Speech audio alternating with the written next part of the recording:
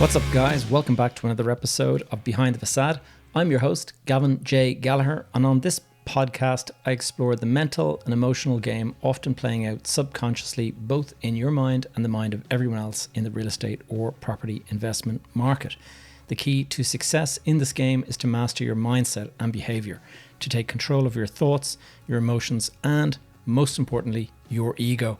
Welcome to the show. What's up, guys? Welcome back to another episode, and what an afternoon I have been having. Tomorrow is my wife's birthday, and as part of trying to take care of her and surprise her on her birthday and all that, I have gone and booked a vacation, very short weekend stay in Rome. So we're going to go and see Rome. We're going to walk around the Colosseum, the Pantheon, like all of the sites, the Vatican, and we're bringing the kids along as well. And it's a big surprise. I'm whispering because they're all downstairs asleep in bed, and it's late.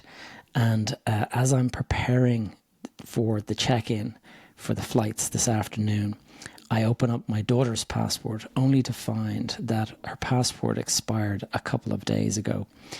And so panic stations, have to be in the airport for a 9 a.m. flight, which means being in the airport for like at 7 a.m. or 6:30.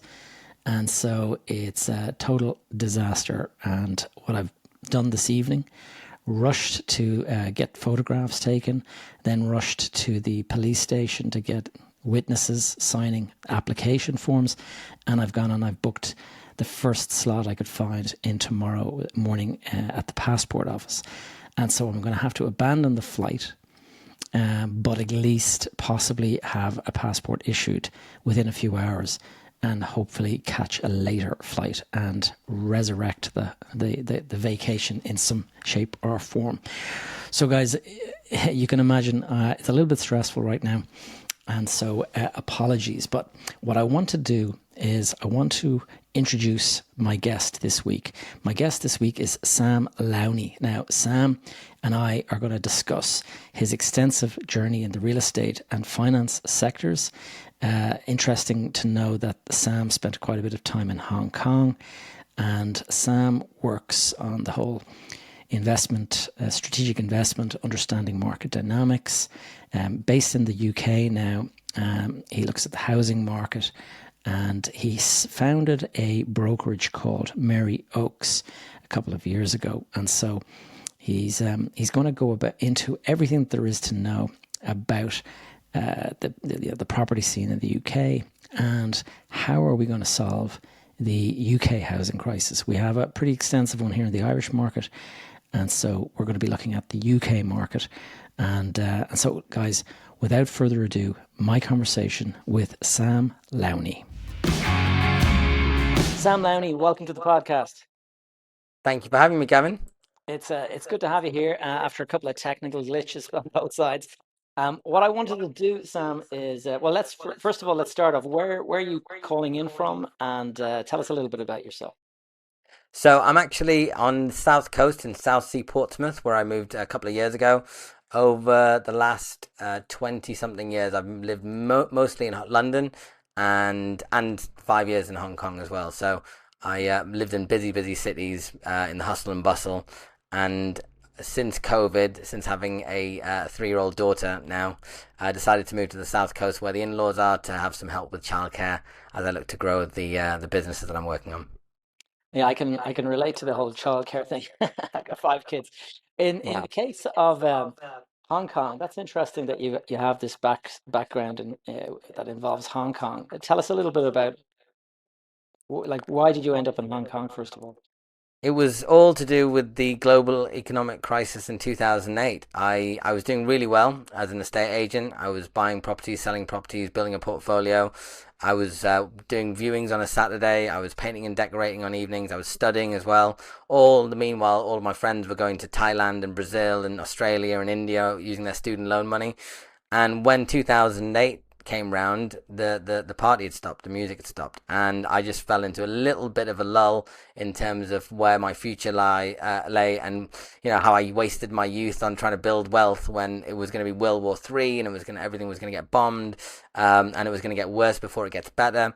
So I decided actually just to take a little bit of a break and take a year out. A year out was to go back to Iran, where I was born, where my parents are from, and spent 3 months there, then 3 months in Hong Kong. My brother had moved there 6 months prior to me going there. And then I had a ticket to go to the Amazon rainforest in Brazil. Then I was going to spend 3 months in the States and then come back and reassess my whole life and see, I just wanted to spend a little bit of time of finding a little bit more about myself and life. And I believe that the words of Gordon Brown that the days of boom and bust were over, and turned out not to be the case. So I need to do a little bit of soul searching. Anyway, landed in Hong Kong, and the 3 months ended up becoming 5 years. I ended up building food, beverage, hospitality businesses out there, and running them for wealthy aristocracy in Hong Kong. All the meanwhile, we had the properties back in the UK, so all the foundations that were built in 2008 that I thought was going to get bombed and go to zero, and it was all going to be a crisis, and we were going to get repossessed by banks. Fortunately, interest rates collapsed, rents went through the roof, and we were able to use the profit at the end of each month to pay down our loans. That was the strategy that we used. And I say we, I've always wanted to be in property since a young age. My mum and dad were buying properties up in the northeast of England where I grew up. They were buying them for £2,000-3,000, selling them for £5,000-6,000 up when the average house price in the 80s was £80,000. So I'd always had this around me. And when I did my first deal in 2002, my old man and brought some funds down, and we started just doing it together. There was before Rightmove, before Zoopla. You really had to know the kind of the values and the branch managers on the high street to be able to find the deals, and I had access to that. So that went well. But yeah, in 2008, the music had stopped. Property prices started going down. Those loans that we were getting weren't available anymore, and I just thought, I want to go and enjoy myself. And because I've always got my business hat on, I ended up doing a bar job that got a little bit out of hand, and I started running and setting up venues from scratch from Hong Kong to Vietnam. And what age were you about when this happened? 27, I moved out to Hong to Kong. Hong Kong. But, Okay, yeah. it's a good age to go and spend a bit of time, finding yourself, and it lets you kind of get that. It's funny because my dad died at 21, and when he died, I got involved in the business and all sorts of stuff. And I remember looking back and thinking, I never did any of that, finding myself, traveling, doing the year in Australia that a lot of young people do. And I kind of regretted it. And I thought I got thrown in at such an early age that I never had that exploration. So I think it's probably a good idea to get out there and do that kind of thing. I think it's helped me massively. I think in some ways it set me back a little bit, but I think it's also helped me massively. And it just, are you a half glass half full type person, or not? And in some ways, if I'd stayed in the market in 2008, 2009, 2010, I went and found the money, even though it wasn't coming from the conventional places, I would have probably been able to continue building my portfolio. And if I just had more knowledge at the time, more confidence, but I didn't. At the same time, I went out to build businesses in a different industry, in a different place, and that actually was very much character building at the same time. So, and now because of those days, because of my, these were bars and restaurants and nightclubs, I had a lot of fun. Probably too much fun as well in some instances. It's a semi-tropical island with boat parties and all sorts.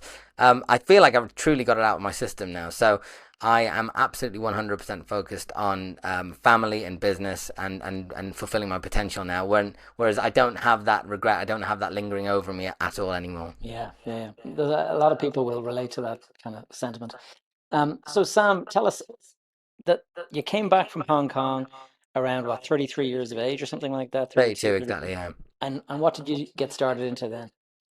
So yeah, 2015 arrived back, and I was looking to get back into the same thing that I thought would still be there. I knew that the property prices had gone up significantly. We were buying some of these properties in around North and East London for £100,000. Some of them were worth 500,000, 600,000. So I just thought, well, let's keep doing the same thing. But of course, paradigms shift, the market shifts, rules change, and we needed to find a different way of doing things. So we were on the millionth episode of Homes Under the Hammer, I think. Auctions were really, really busy places compared to what they were in the past. And the the fact was that the money that I was raising was from an existing portfolio, and I was raising it as debt. And we didn't want to sell the properties because we'd have huge capital gains to pay. So I decided the best thing to do was refinance, and because of that, I couldn't afford to lose the money. So going down the route of flips, for example, buying and selling property, trading, if there was ever a loss that I had to crystallize, I'd lose that money, and I needed to find it back again to be able to pay the principal. So I just thought that buying and holding, which is what had actually made us the most money over that period, it's coming up to kind of 15 years or so, would be the best way to do it. But then also with interest rates being rock bottom for so many years, they could only go in one direction. Yeah. So I had to look at getting the highest yield to be able to cushion any blow as and when it happened, not knowing when it would happen. Funnily enough, it has happened over the recent years, and I have been able to weather that storm. So yeah, it was HMOs were the thing. That was the conclusion, and I wanted to be in the top end of the market. So I would always do a 1-to-1 ratio. So always one bedroom, one bathroom. So these were 5 bed, 5 bath, 6 bed, 6 bath. I created 9 self-contained studios up in the northeast. I think the smallest one's a 4 bed, 4 bath. That was a combination of 2 flats, and it was this classic buy a rec, refurbish it, optimize the layout, put in the en suites, etc., in university towns predominantly, or whether it was a university campus and some sort of employment, and then just buy and hold it. And hopefully the value add when you refinance at the end, you pull out a bunch of cash, it increases your return on capital employed, and then you get to go again. And so we did that, and it worked out well. It's worked out quite well. We get a good residual income every single month from these. There is extra management, which is a bit annoying compared to your average buy to let, which those ones still tick over beautifully. But the utility bills and the maintenance from an HMO is, I have a property manager that I have to have now just to manage those properties. And it takes up a couple of hours a week, I would say. Compared to, I mean, the single lets are just still dreamy stuff. But and some of But the you don't get the HMOs, yield. Yeah. pardon? But you don't get the yield. But you don't get the yield. And this is at the end of the day, it's always risk, reward, and effort. They're Yeah. very, very much low risk, reasonable reward, and very low effort. So being the age that I was when I started doing this, I didn't have a wife or girlfriend, didn't have any kids, and I was starting to travel the country as well. So I literally, to find those initial deals that I did over 550 deal appraisals. I'd gone to Blackpool, I'd gone to Bolton, and I'd gone to Newport in South Wales. I'd gone to the Northeast, Newcastle, Sunderland, Middlesbrough, and everywhere in between, just looking for these deals and running deal appraisals. And that's how I found my first few in Medway in Kent and in Coventry in the West Midlands.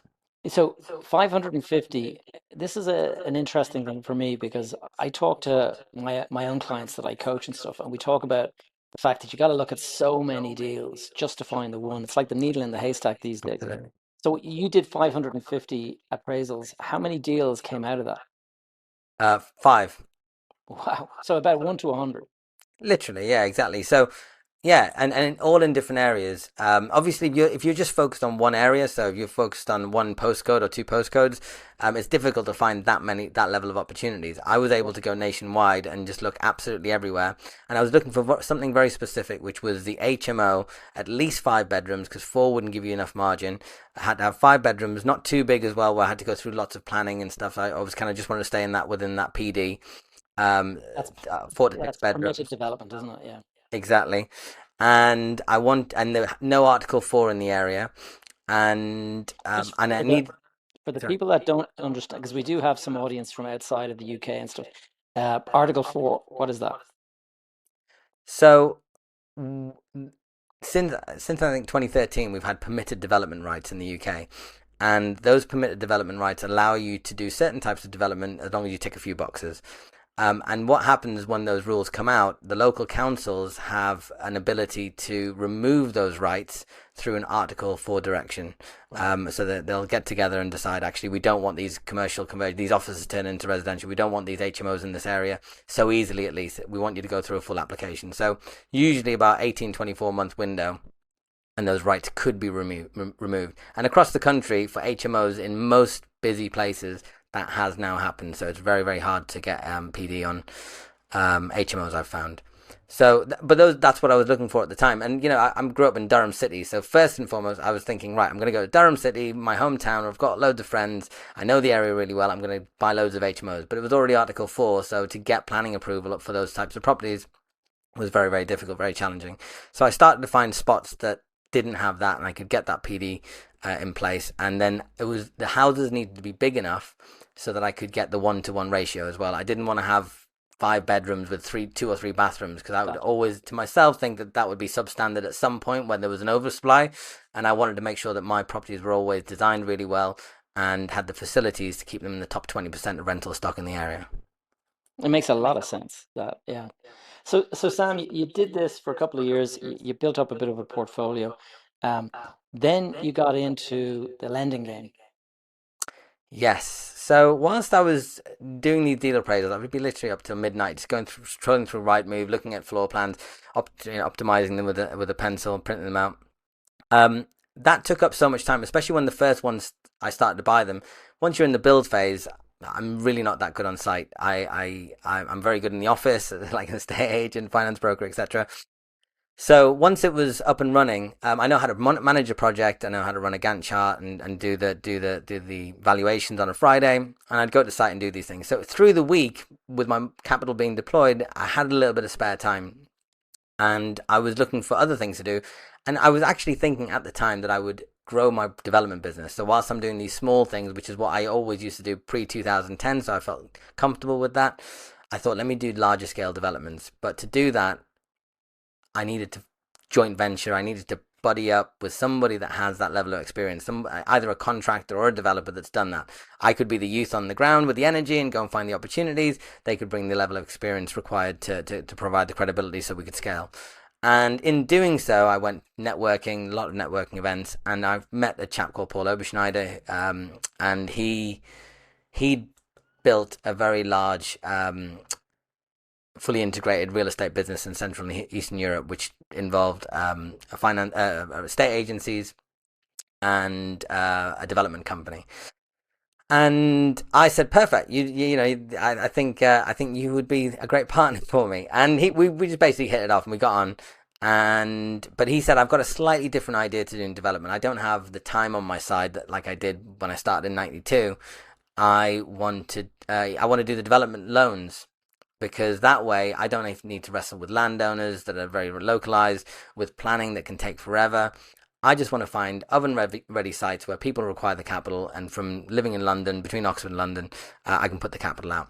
Having reviewed the idea and the fact that it was so scalable so quickly relatively to doing development, I thought actually it's a really, really good idea. So for a good 12 months running around the streets of Mayfair, putting the capital together. Obviously, Paul was massively instrumental in getting all that together. We did it, and it was they picked the name. It was a joint venture with Roundhill Capital, which is a private equity real estate firm, and I know them. off we went. Round Hill Capital. I did something with them before, yeah. And tell me this, when you say that you started lending, so you were a broker, a finance broker, as opposed to actually it being Paul's capital that he was investing. Is that the case? No, so I was we once we did the joint venture, we had some seed funding, so we formed the company, and I head up the origination. That was the title that I was given. Right. Whilst Jacob was doing the analysis, and Tiger was kind of in between. It was the four of us effectively, and I would I would find the relationships with the developers. I would ask them to send over their deals, and between myself and Jacob, we would run through the deal and see if it was worthy of funding.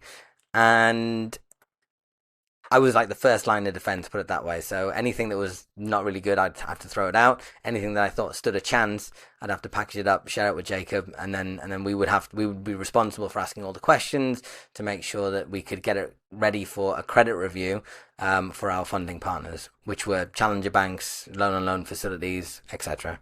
Got it. And when I mean, it's funny. I often talk about being lender ready, in terms of, somebody looking at your numbers and your finances and stuff like that. When you were doing that, developers that are looking to borrow 10 million, like, they don't always have the sophistication that you might expect them to. Tell us a little bit about how that kind of turned into something bigger for you. Yeah, it was actually very interesting. So when you're a lender, and especially you're starting out, you've probably made agreements with funding lines where they're committing capital to you, and they need to deploy that capital. So there's sometimes there can be a little bit of urgency to get that capital out. So if somebody's coming and asking you for, let's say, 5 or 10 million pounds, which is to a lot of SME developers a significant amount of capital, they may not have the sophistication to be able to speak to those wholesale type capital lines of funding. So what we have to do is we have to take that information and then package it in a certain way, present it in a certain way, use certain types of language in a certain way that lands well with those people to give them the confidence. Now we started to create a few rules, and which well known in the industry, that you can't take giant leaps. So if somebody's been doing like what I was doing personally, where I'm doing £500,000 GDV projects, 5, 6 bed HMOs, etc., then to try and take on a £10 million project, it's probably going to be too much of a leap of faith. So the idea is to start small, think big, but also take incremental steps towards reaching that. So if you were doing lots of £500,000, call it 5, 10 in the last 5, 10 years, £500,000 projects, then doing a leap of faith to, let's say, 1.5, 2 million is not that much of a bigger ask. You obviously know how to deliver projects. You also obviously know laws around planning and building control, etc. So you could probably navigate that. So that's the first thing, taking incremental steps. The second is to make sure that you've actually got, most importantly, the team around you is obviously important. You can't use a contractor that hasn't got the relevant experience, or architects, etc. They've got to have the PI in place. That's all well and good, and that can be employed. But also another point that they always look at is the balance sheet, to make sure that if there is a cost overrun, if there is a time where the project requires a cash injection, the developer themselves can put their hand in their pocket and cover that cost overrun. They're not running back to the bank or the lender or the funder every single time that happens. And on a few occasions, we literally had some wealthy people, by the measure of most people. They were like worth 5, 6 million pounds net worth, which is a good amount of money for many people. But they were literally trying to take on an 80, £100 million project. So Wow. when we looked at that, it's like, well, unfortunately, you're just not quite there yet. So even the wealthy people, depending on your perspective, they need to go down the same process to be able Increment. to do the measure a commensurate sized project. Yeah, yeah, it makes an awful lot of sense. And so you started your own business eventually, and Yes. it was because of you spotting that gap in the market where being able to kind of help the guys that are not sophisticated enough to get it past somebody that is like a sophisticated lender. Exactly that. Exactly that. Because I'd been a borrower for a lot of this stuff, for term loan lending, for bridging lending. I'd used private debt as well. So I'd gone down the route of raising from private investors. I'd done all of that. And then also on the more institutional side, everything that I was doing at £1 million plus, I'd literally taken things through credit. I decided that I would be well placed to package deals for investors and developers and help them scale. So if you were doing £1 million projects, I could help you get to five. If you're doing £5 million projects, I can help you get to 10. If you're doing £10 million projects, I'll help you get to 20. And I just knew all the lingo, knew the language. I was very, very passionate about what I was doing. And I was good at originating deals, building relationships with developers and originating the deals. So I just thought, and I could see that some of these brokers were doing really, really well, to be fair. And there was a handful that really, really stood out that I thought, actually, you know what, if you were more like that, um, then you do what I thought was also a bit more exciting for me in the long term, which was building the relationships with the developers. As a lender, your job is actually to build the relationships with brokers, because they are the outsourced, originators for your deals. So rather than going out spending lots of time with brokers, which I didn't see as fruitful or as fun, I decided, okay, if I'm a broker, I'll be able to spend more time with developers. And actually, those are the conversations that having been a developer myself for most of the previous 20 years, albeit on the smaller stuff, those are the more exciting conversations that I wanted to be part of. And so how did that, you created Merry Oaks. And so Yeah. tell us about starting a business in this space. Like you were saying to me before, I think before we started recording, that there's a state agency and then there's brokerage, finance brokerage, and it's much more scalable. Tell us, some of your thoughts on why you started that business. Yeah, so I mean, one of my partners and some of the HMOs that I own is the branch manager of one of the estate agents I worked at in the mid 2000s. Still have a fantastic relationship with him. He's a great guy. I told him what I was going to do, and he was like, "Well, look, I've got some cash that I can put in as well. Let's go and do it together." And I always used to speak to him about let's start an estate agency. Let's go, let's do it for ourselves. You were the branch manager, I was the negotiator. Now let's do it for ourselves. We're of age. And we every time I run the business model, um, I just thought there's a lot of cash to put to put into this. And this was a time as well where online agents were doing quite well. Purple Bricks was kind of rising high, and I just wasn't 100% convinced that estate agency was the right way to go. Even though I had a lot of experience in it, I was very good at doing it. I was super passionate. I always wanted to do it growing up, so it was always the number one thing. But every time I run the numbers, the risk of how much cash it needed to do it really, really well, I just thought maybe there's something else out there. And this whole being in the finance space, being a lender, was screaming at me in the face. It actually came about whereby I was reviewing so many of these deals, and I could see that because of the funding that Hilltop had, we wouldn't always win the deals. So either our funding was too expensive, the leverage was not high enough or too low, or we don't do hotels or something. But these were good deals with good sponsors, and I knew that they would get funded somewhere else. And then the broker would go off and get that business. So I presented all of the deals that didn't happen and the reasons why, so that we could start to solve for that problem. And it was in a conversation with Paul where I said, look, we're leaving a lot of money on the table here. Maybe there's something we can do about it. That was like a throwaway comment. But months later, sat down in a morning meeting and he said, we should start a brokerage and you should write the business plan and do it. So I was actually quite happy with that because I was thinking this is something that I could really get behind. And so that Christmas, I wrote the business plan. Come January, I showed it to Paul. He absolutely loved it. It was just the fact that everybody else in the business wasn't as keen. Like we were running a credit business and we don't Yeah. want to have to get involved in brokering and all this other stuff. Like we will do one job and we'll do it well, but don't give us like loads of business ideas to run because we just don't have enough time in the day. And we were getting busier and busier as a lender. We were starting to really get some momentum.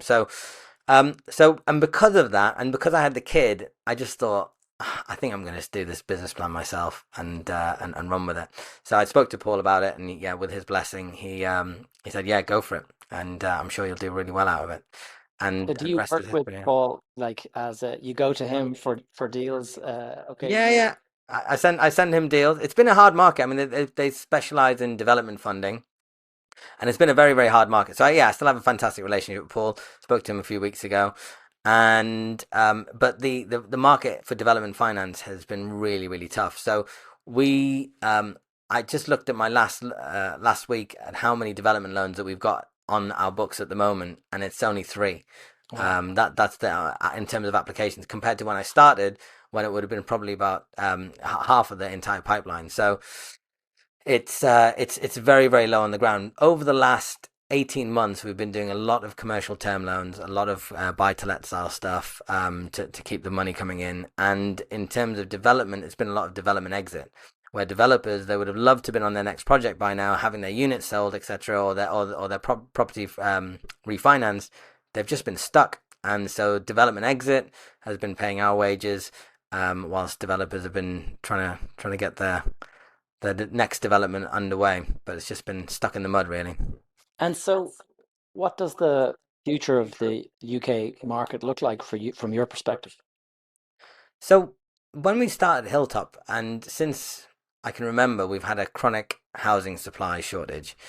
Um, so one of the missions for Merry Oaks is to help solve that problem. And back in 2008, the biggest problem was funding. That problem has, to a certain extent, solved itself, where there's lots of capital still, lots of liquidity.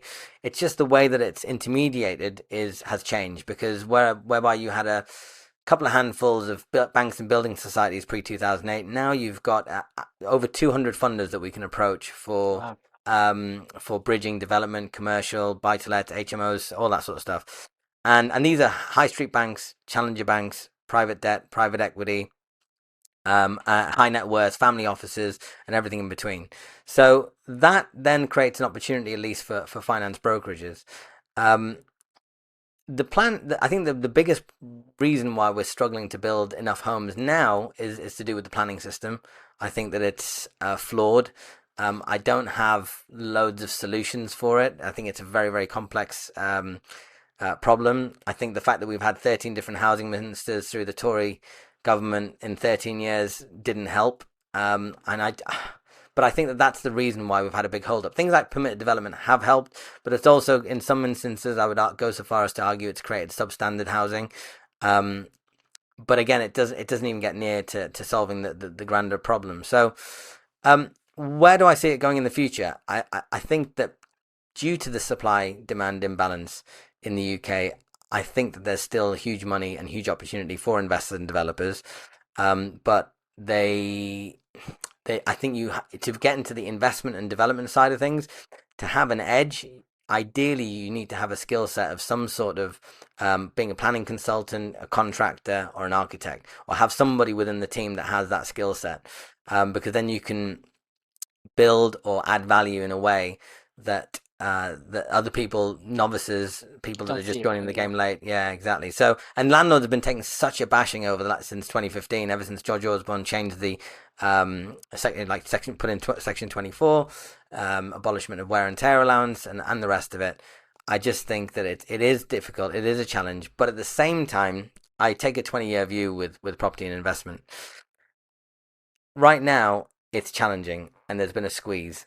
But I think if you take that 20-year view, that eventually there'll be that deregulation. They'll realize that the public sector cannot create all the affordable housing that it requires. And suddenly they'll open up again to the private market. And there will be the gold rush again. But we might be talking about 2, 3 years away from that, or 2030. Yeah, I'm hoping not later than that. it's like it's funny because it's quite similar to the Irish market, and we have this chronic. I mean, it's absolutely acute housing shortage, and we don't have the capacity, first of all, but we also have the same planning issues that you're referring to. But when you talk about deregulation in order to kind of open it up, it's such a political kind of hot Yeah. potato that you wonder in the UK, like, would that happen under a Labour government, or is it more likely to be in another government comes in 4 years' time? And Exactly. yeah, difficult. And it's hard to say. That's what I'm saying. So it could be as late as 2030. We might have to. The Labour Party have in the UK have committed to 1 million homes in the next 5 years. Now, if they get nowhere near that, then there might be a good case for getting the Tories back in, and it just goes back and forth like that. But let's see how they perform. I think they've made a commitment, and depending on how they perform, will hopefully they'll do it. I just can't see it happening. But Yeah, and we don't have any concrete policies that really really move the needle, in my opinion. I think that they were saying like we're going to get more planning officers, as if these planning officers are just sitting around waiting for these jobs to come in. The private sector is paying planning consultants a lot more, and what are they going to go and do to be able to attract them, to be able to make those decisions? And then all the NIMBYs, how do you solve that problem? Which I think yeah, is why things slow down as much as they do. So, yeah. yeah, it's very, very challenging. One of the things that I think that would probably happen, although there'd be a lot of resistance to it as well, but artificial intelligence, like a lot of the stuff that happens in a planning department, it's like box ticking exercise. It's just the volume of work is greater than the number of people that are trying to handle it. And if you just have a process where certain rules are easily approved because there's an artificial intelligence there, and then it's only passed up when it breaches a certain kind of type of problem that is best handled by a committee or something like that. 100% agree with that, and I think that also within lending, decisions can be made a lot faster for underwriters. I think we're going to see a reduction in number of underwriters because AI, and you see all the prop tech tools out there these days.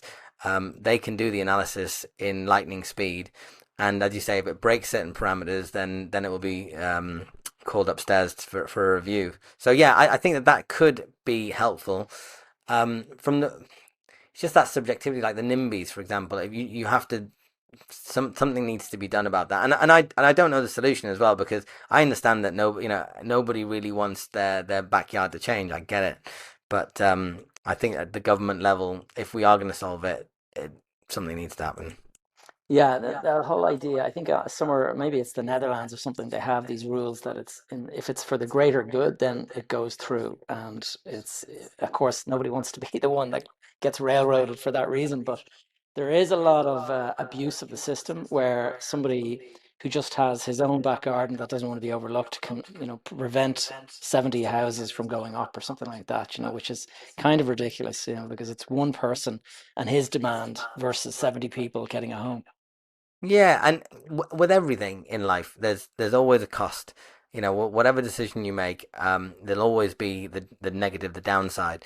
And ultimately, somebody with conviction needs to draw the line in the sand and say, this is what it's going to be. And it might become, I just think this whole landlord bashing thing is crazy because it's also, I think they say it's a vote winner for rent controls. They say it's a vote winner for the Landlords Reform Act and the Tenancy Reform Act. The fact is that if they start bringing all these reforms in, again, what's going to happen, like it did in the 70s, etc., is that you're going to get substandard housing. And all these tenants are going to start complaining, saying, oh, well, we don't have a good quality housing. It's so expensive for what we're getting. And then Yeah. landlords will be like, well, of course, we're not going to create the best possible housing because there's no margin in it for us. So why would we even be in that sector? And then you have to go through the deregulation to go back. So it's just like history repeating itself almost. And I think whichever part of the cycle you're in, you just have to be able to still make the numbers work, and be passionate about it and take a long term view. And I think that that's where I'm at with it. It's crossed my mind to sell my portfolio at some point soon just because of the extra stress. But then I do think, okay, I've got faith that in the next 20 years, in the next 10, 15 years, I'll be able to see some capital growth. I'll be able to see some return that's going to be worth my while to hang on to it. But I can understand that all the landlords that are wanting to get out, I just happen to be a property person from a very young age. So this is my pension pot. Yeah. Well, it's funny you say that, Sam, because here in the Irish market, we have people that are like the landlord bashing is much, much more intense. And we have, because of our housing crisis being so acute, they really have made it nearly impossible for landlords, and so they're exiting the market in their droves. But what has that done? That has actually meant that the number of rental properties available has dropped significantly to the point where rents now are skyrocketing because there's so few to choose from. And I can remember hearing a figure there recently. Somebody did some research, and it was something like there are 5.9 properties available to rent for every 10,000 people in the Wow. country. So that gives you an idea of just the scale of how bad it is. And so it's no wonder that I think the rents since the end of COVID, rents in the country have gone up 47%. And like that's a huge increase because already it was significantly high. And so, and the next thing they do when that happens is they bring in the rent controls. And once you bring in rent controls, the landlords don't have the profit to be able to They- create really good housing. So they just end up doing the absolute bare minimum, no frills. And so Yeah. then that class that you're trying to support actually end up getting having a detrimental quality of life because of it. And so for me, the only answer is to build more homes. That's the actual answer. But these short term fixes, these vote winning policies, um, are just a little bit short sighted, in my opinion. Well, but history has proven that that's the way it always is. Because if you look at, Yeah. after World War II, a lot of countries brought in rent control so that the veterans coming back from the war could have cheap housing. And what did that do? That created ghettos and stuff because suddenly there was just no more investment going into those areas because the rents couldn't be increased to support improvements. And so, sure enough, you end up with like entire parts of New York City are kind of ghettoized because of the fact that they introduced these rules back in 1945. And we don't seem to learn from these mistakes. Like the people that are making these policies are just doing it because they feel like they're going to get the votes and they're going to get into power, and that's their game, and that's all they Yeah. really care about. Whether that actually really makes people's lives better in the very long run, it's a little bit of a byproduct in the hope that it does. But they Mm. probably know fine well it doesn't. But as long as they get into power and they get to go home and show their trophy from that kind of short sighted win, that's all that matters. So it's a systemic problem that we keep on seem to be going through the same cycle. But yeah, I think from an investor's point of view, developer's point of view.